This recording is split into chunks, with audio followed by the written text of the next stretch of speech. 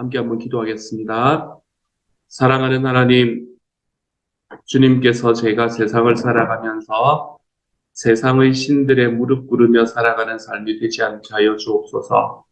하나님, 우스갯소리로라도 하나님 세상의 신들의 무릎 꿇으며 살아가지 않도록 주님께서 도와주시고, 사랑하는 하나님, 어, 눈으로 직접 보이지는 않지만 하나님 우리의 삶에 너무나 지대한 영향을 미치고 있는 이 문화라는 신에 하나님 우리의 마음을 빼앗기지 않도록 주여 도와주셔서 하나님이여 저희가 이 세상을 살아가면서 알게 모르게 블런트하게 또 교묘하게 우리에게 다가오는 이 모든 세상의 헛된 신들로부터 주님 자유로워질 수 있는 하나님의 사람이 되도록 주님께서 도우시고 인도하여 주시기를 소망합니다. 그래서 우리 주님을 섬기고 우리 주님께 순종하는 데 부족함이 없는 하나님의 사람이 되게 하여 주옵소서. 특별히 하나님 우리 식구들 중에서 하나님 몸이 아픈 모든 분들에게 하나님께서 은혜 더하여 주시고 주님이여 직장의 문제로 힘들어하는 분들을 하나님께서 지켜주시고 하나님께서 관계의 문제 때문에 가슴 아파하는 이들에게 하나님의 위로의 손길, 회복의 손길을 얹어주시는 시간 되게 하여 주시기를 소망합니다. 모든 말씀 우리 주님 예수님 이름으로 기도드립니다. 아멘. 하나님께서 우리에게 주시는 말씀 함께 읽습니다. 사무엘상 7장 1절부터 11절까지의 말씀입니다. 사무엘상 7장 1절부터 11절까지의 말씀. 우리 같은 목소리를 읽도록 하지요. 사무엘상 7장 1절부터 11절까지의 말씀입니다. 같이 읽습니다. 시작. 기럇 여아림 사람들이 와서 여호와의 궤를 옮겨 산에 사는 아비나답의 집에 들여놓고 그의 아들 엘리야사를 거룩하게 구별하여 여호와의 궤를 지키게 하였더니 궤가 기럇 여아림에 들어간 날부터 20년 동안 오래 있은지라 이스라엘 온 족속이 여호와를 사모하니라. 사무엘이 이스라엘 온 족속에게 말하여 이르되 만일 너희가 전심으로 여호와께 돌아오려거든 이방신들과 아스타롯을 너희 중에서 제거하고 너희 마음을 여호와께로 향하여 그만을 섬기라. 그리하면 너희를 블레셋 사람의 손에서 건져내시리라. 이에 이스라엘 자손이 바알들과 아스타롯을 제거하고 여호와만 섬기니라. 사무엘이 이르되 온 이스라엘은 미스바로 모이라. 내가 너희를 위하여 여호와께 기도하리라 하매 그들이 미스바에 모여 물을 길어 여호와 앞에 붓고 그날 종일 금식하고 거기에서 이르되 우리가 여호와께 범죄하였나이다 하니라. 사무엘이 미스바에서 이스라엘 자손을 다스리니라.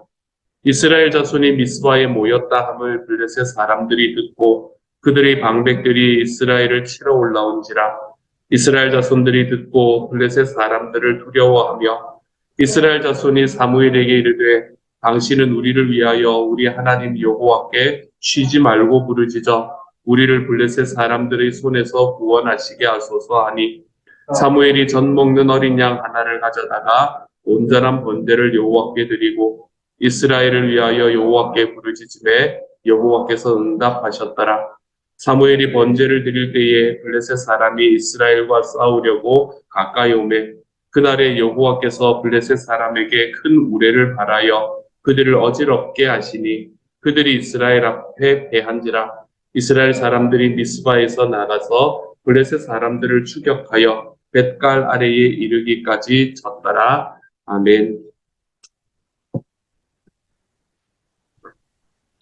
우리는 어제 말씀에서 하나님의 궤가 이곳에서부터 시작해서 저곳에서 또 다른 곳으로 이동하는 모습을 바라보았습니다.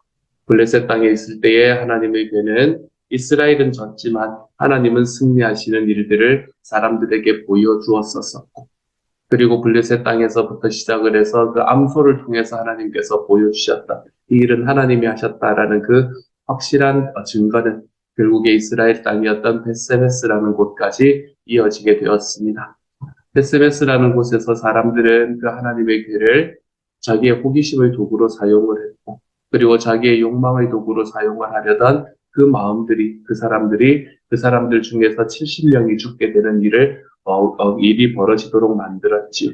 그리고는 이제 하나님의 교회가 이스라엘이라는 하나님의 백성의 땅에 들어와서도 별로 환영을 받지 못했던 것 같습니다. 하나님의 교회가 있는 곳이 별로 잘 되는 게 아니네 라는 생각이 그 백성들의 마음에 심겨졌기 때문에 그럴지도 모르겠습니다.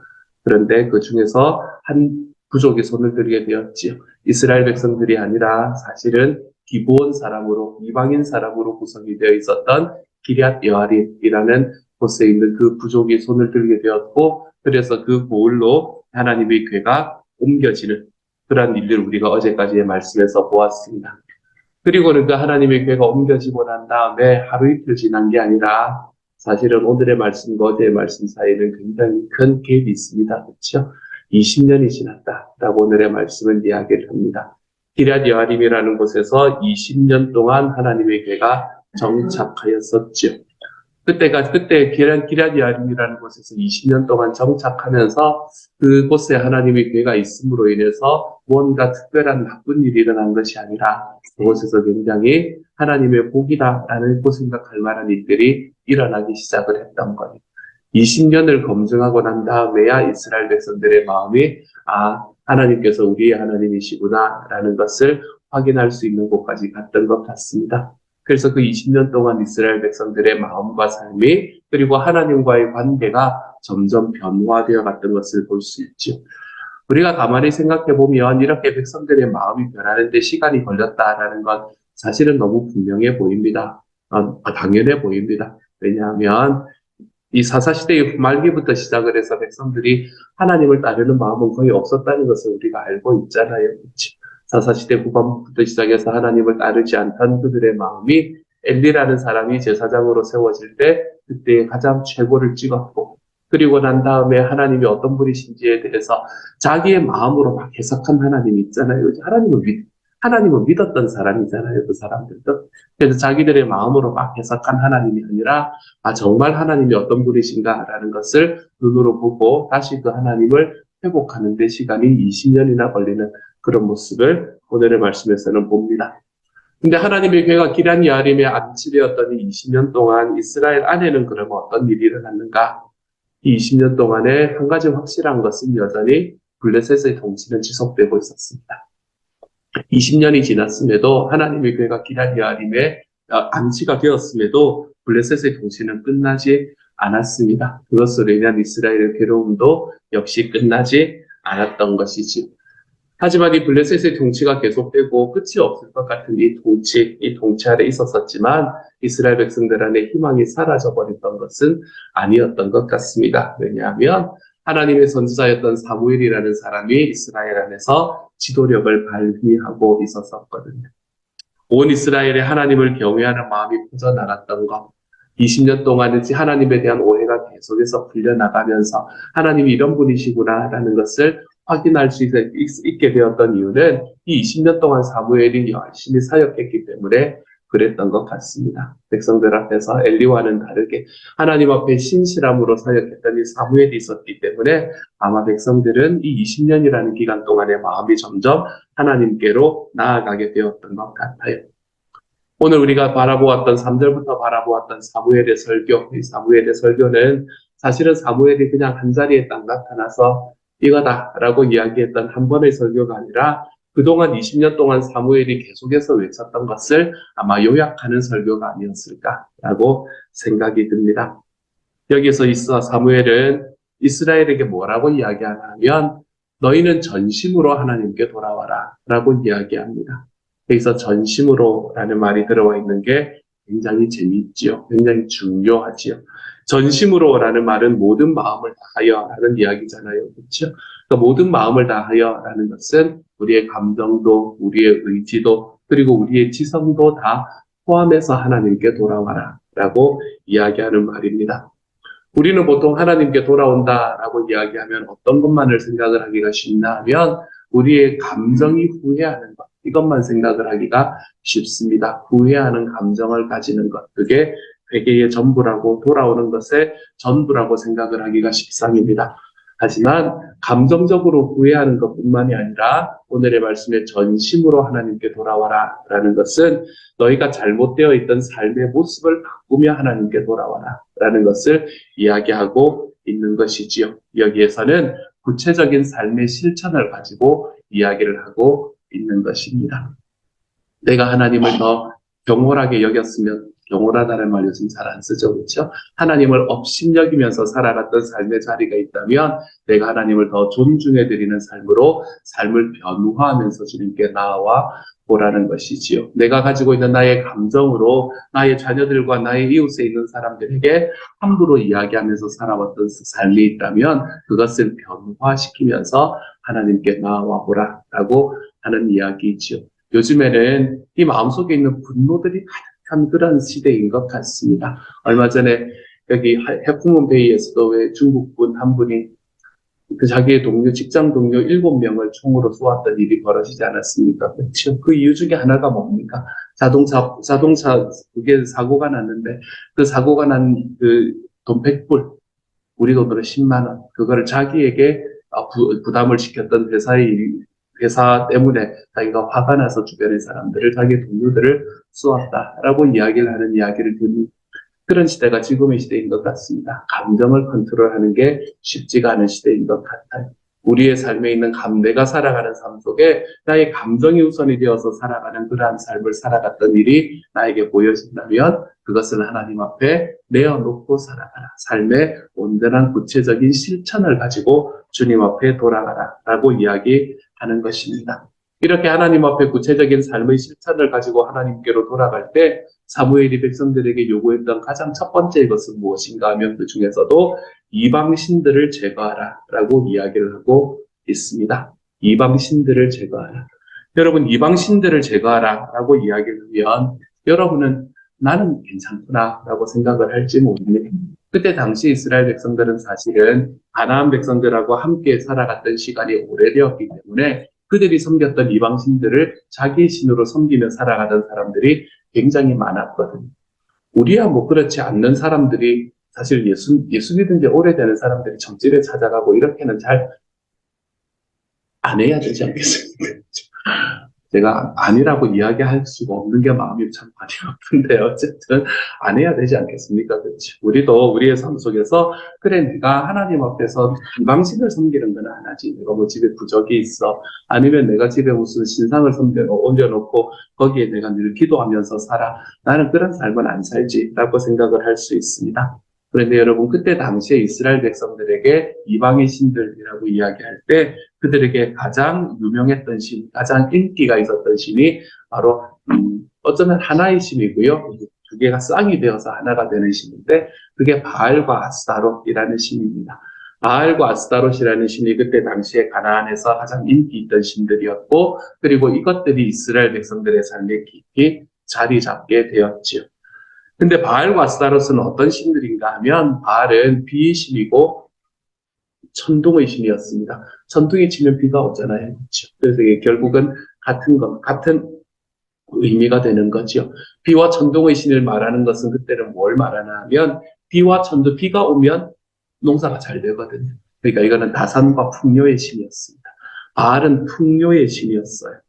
이런 신들을 제거하라라고 이야기하는 것은 자기의 풍요와 성공을 위해서 신을 섬기는 것을 그만둬라 라고 이야기를 하는 것을 말하는 거지. 집에 있는 불상을 이런 것들 이야기를 하는 것들이 아니라 물론 그것도 포함이 되어 있겠지만 자기의 풍요와 성공을 위해서 그것을 신으로 만들고 섬기는 것을 그만둬라 라고 이야기를 하고 있는 겁니다. 이렇게 이야기하면 우리도 일단 마음에 좀 걸리는 부분들이 생겨나는 거예요. 나의 풍요와 나의 성공을 신으로 삼고 섬기는 것, 그걸 그만둬라. 그리고 그 마음을 하나님께로 향하고 여호와 하나님만을 섬겨라. 이렇게 이야기를 하고 있는 것이지요. 하나님만 이 땅을 다스리시는 분이심을 그리고 우리의 삶에 있는 모든 풍요도 하나님의 주권 아래 있음을 인정하고 섬겨라. 라고 이야기하는 게 지금 사무엘이 이야기하고 있는 이야기의 핵심입니다. 이스라엘 백성들은 사무엘의 이런 이야기를 듣고 난 다음에 이들이 이 사람의 권면에 따라서 자기의 삶에 있던 그 풍요와 성공을 향해 쫓아가는 바알과 아스타롯을 버리고 하나님만 섬깁니다. 이제는 새로운 시대가 열릴 준비가 되어 간 것이지요. 저는 이 바알과 아스타롯을 버리고 하나님만 섬기십시오라고 이야기하는 이 이야기는 그때 당시 이스라엘 백성뿐만이 아니라 오늘을 살아가는 우리에게는 훨씬 더 중요한 이야기라고 생각이 듭니다.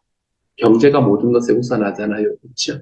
다른 어떤 것보다 돈이 우선합니다. 예전에는 우리가 세상에서 성공하는 길이 무엇인가라고 이야기하면 그 길에 여러 가지들을 포함을 시켰습니다. 뭐 그것 자체가 좋다 나쁘다라는 이 가치 판단을 할 수 있는 것은 아니지만 어쨌든 거기에는 권력도 있었고 명예도 있었고 돈도 있었고 뭐 여러 가지의 것들이 그 안에 들어올 수 있었습니다. 하지만 지금은 우리의 삶에 있는 풍요가 무엇보다 우선이 되는 시대입니다.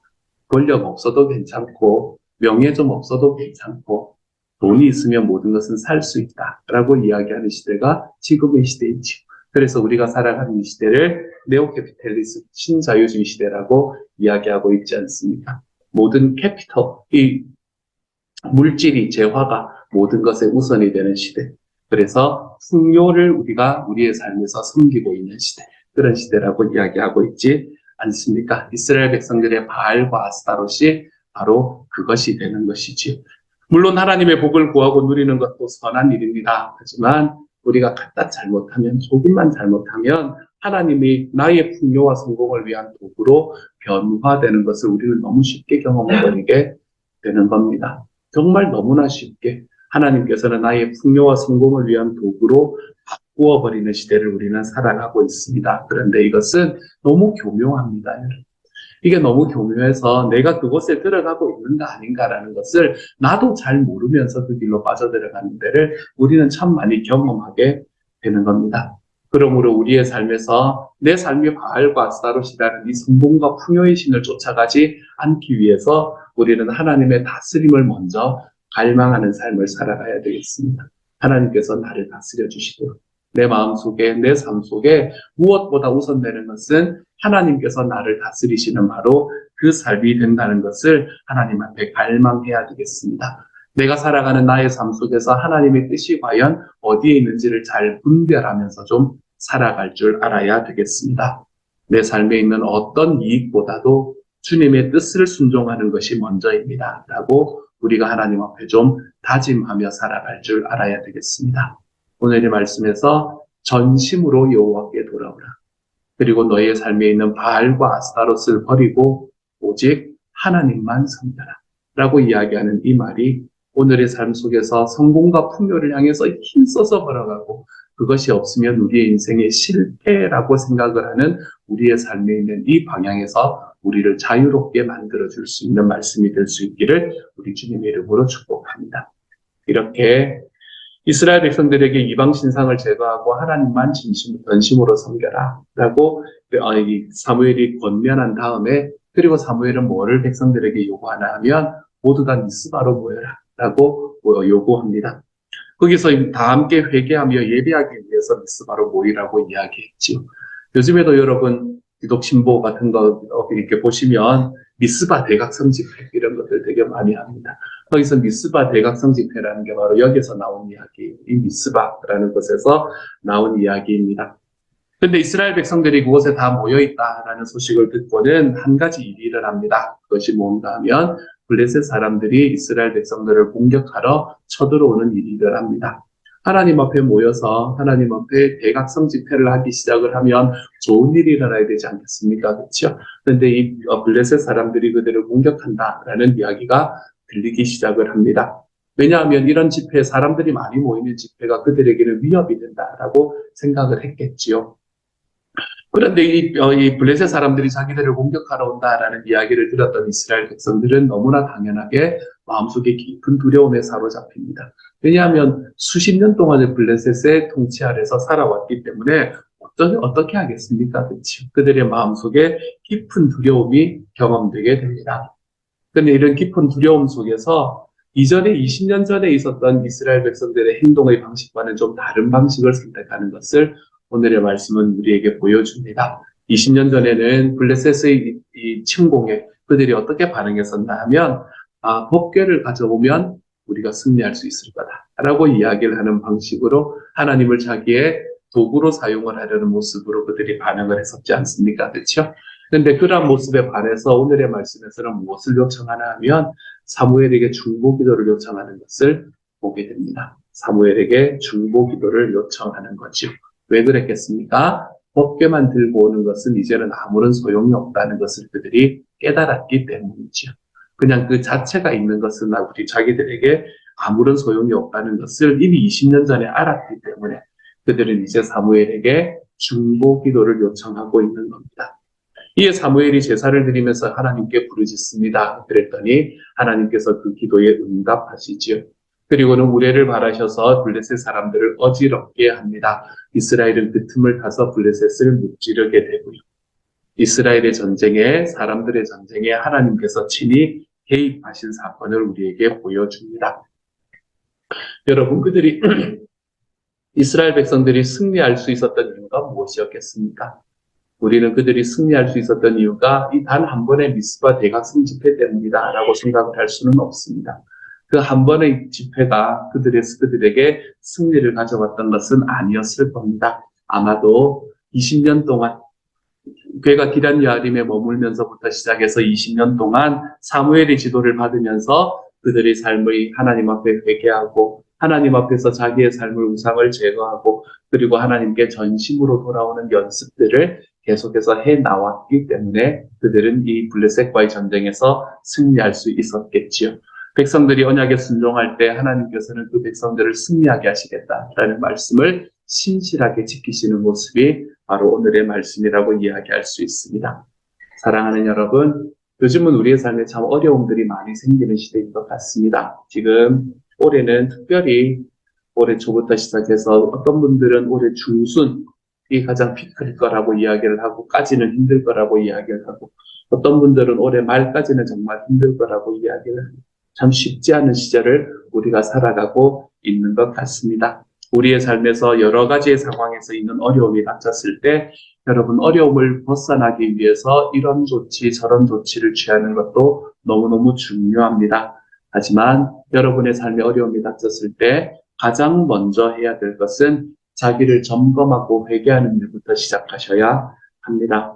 그리고 하나님께로 돌아와서 하나님을 의지하고 주님께 부르짖으며 나아가는 것으로부터 시작할 줄 알아야 됩니다. 하나님과 우리가 이 수평적인 관계는 언제나 수직적인 관계와 연결되어 있을 수밖에 없습니다. 수평적인 관계 속에서 우리에게 일어나는 이 삶의 어려움들은 항상 하나님과의 관계, 수직적인 관계가 내가 올바로 되어 있는가라는 것을 확인하는 자리에서부터 시작할 줄 알아야 됩니다. 우리의 힘은 내가 가지고 있는 지식과 내가 가지고 있는 경험이 아니라 내 하나님께로부터 옵니다. 라는 것이 우리의 삶에서 고백되는 삶을 살아가 보는 것이 필요합니다. 그랬더니 하나님께서 에베네셀, 우리가 여기까지 하나님께서 우리를 도우셨다라고 이야기하는 곳까지 이스라엘 백성을 인도해 가셨지. 동일한 하나님이 우리의 삶을 거기까지 인도해 가실 것을 또한 기대해 봅니다. 에베네셀의 하나님, 자녀들이 부르시는 기도에 응답해 주시는 하나님, 그 하나님 앞에 하나님, 제가 이 시간 주님 앞에, 제가 오늘 주님 앞에 제 삶에 있는 모든 우상들을 다 내려놓고 우리 하나님 앞에서 성공과 풍요의 우상들까지도 다 내려놓고 주님, 내 주님을 전심으로 섬기며 걸어가는 삶을 선택해 봅니다. 그러므로 주님, 하나님께서 저의 삶에 있는 어려움과 아픔들로부터 저를 자유롭게 만들어 주십시오. 저를 좀 불쌍히 여겨 주시고 저를 좀 도와주십시오. 우리의 삶의 이러한 기도로부터 우리의 삶에 있는 모든 문제들을 풀어나가는 열쇠를 삼아갈 수 있는 하나님의 사람이 되어가시죠. 우리가 정말 기도에 좀 더 깊어질 수 있는 올 한 해가 되어갈 수 있는 저와 여러분이 되어가시기를 우리 주님 이름으로 축복합니다. 함께 한번 기도하도록 하죠. 사랑하는 하나님, 하나님께 돌아올 때 이방 신들을 버리고 돌아가라. 이방의 신들을 버리고 전심으로 하나님을 섬겨라. 사랑하는 하나님, 저희 삶에 교묘하게 다가와 있는 그 이방 신들의 모습에서 하나님이여, 제가 자유로워질 수 있도록 주님께서 도우시고 인도하여 주시기를 소망합니다.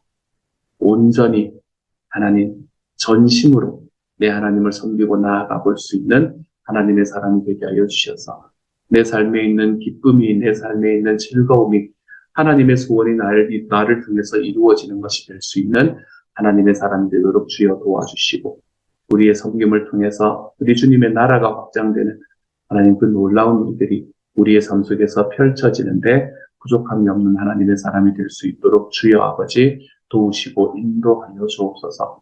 사랑하는 아버지, 아버지께서 우리들에게 미스바로 나아오는 그 과정들을 넘어서서 하나님이 우리의 삶 속에서 내 하나님께서 나의 삶에 도움이 되십니다. 하나님은 어떤 진리로 생각하는 것이 아니라 주님께서 나의 삶에 정말 변화의 도구가 이 주체가 되어주심을 하나님이 기억하고 하나님께서는 우리들의 삶에 주시는 그 놀라운 은혜 안에서 주님 안에 하나님 기도하며 걸어가 볼 수 있는 하나님의 사람들이 다 되도록 주님 도와주셔서 여러 가지의 어려움들 속에서도 우리 주님께 기도함으로 하나님의 모든 것들을 승리해낼 수 있는 하나님의 사람들이 되도록 주께서 도와주옵소서. 특별히 몸이 아프신 분들, 가족의 아픔을 경험하시는 분들, 관계에 힘드시는 분들, 직장의 문제로 아파하시는 모든 분들, 하나님께서 은혜 다하여 주셔서 그 모든 과정 속에서 주님, 하나님을 나의 삶의 주인으로 섬길 때 경험되는 평안과 기쁨이, 승리가 하나님 삶의 순간순간 경험될 수 있는 하나님의 사람으로 거듭나도록 주여 도와 주옵소서. 모든 말씀 우리 주님 예수님 이름으로 기도드립니다. 아멘. 하늘에 계신 우리 아버지여, 이름이 거룩히 여김을 받으시오며 나라의 마옵시며 뜻이 하늘에서 이룬 것 같이 땅에서도 이루어지이다. 오늘날 우리에게 일용할 양식을 주옵시고 우리가 우리에게 죄 지은 자를 사하여 준 것 같이 우리 죄를 사하여 주옵시고 우리를 시험에 들게 하지 마옵시고 다만 하게서 구하옵소서. 대개 나라와 권세와 영광 아버지께 영원히 있사옵나이다. 아멘.